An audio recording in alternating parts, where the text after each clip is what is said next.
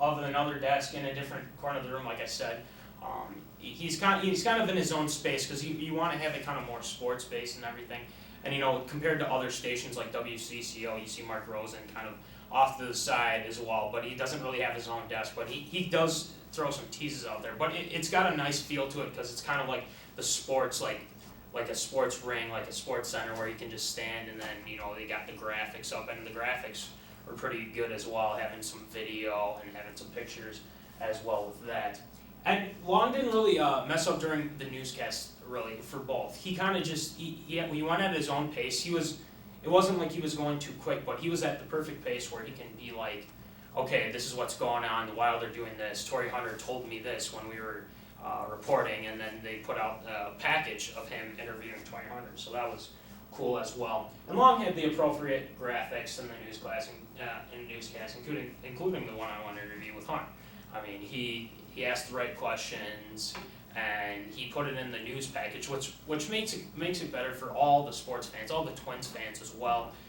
Looking at that, Torii Hunter had the right questions. The questions he wanted to hear, and the people want to hear, what he thinks of coming back to the Twins, where he started, and it's the best thing for everybody else. So, looking at that, and then the last thing as well, he kind of had a nice flow to it for both newscasts, and he had enough information to make the stories go for 5 minutes. I think exactly almost 5 minutes, because you don't want to go overboard, you never want to go a little too early. But again, I think Chris Long did a great job with the sports.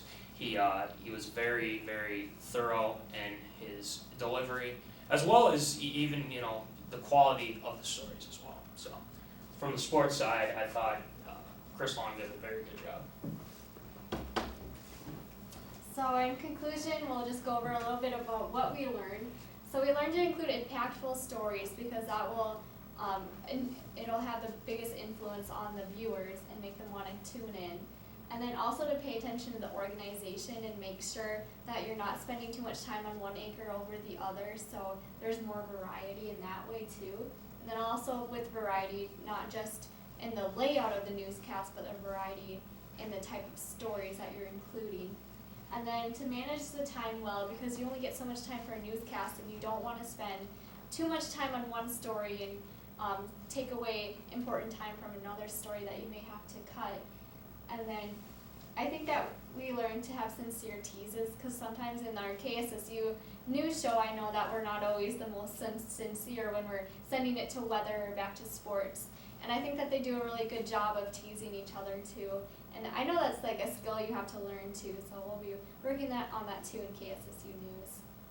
Yeah, you have to keep it fun, because these guys are professionals and they love what they do. So we really got to learn what it's like from a professional standpoint, and when you're getting paid to do it, and Yeah. that you love to do it too. So not too many mess ups either. So I guess overall we would give Channel 5 News a thumbs up with their broadcast, and that's the end of our analysis. Thank you.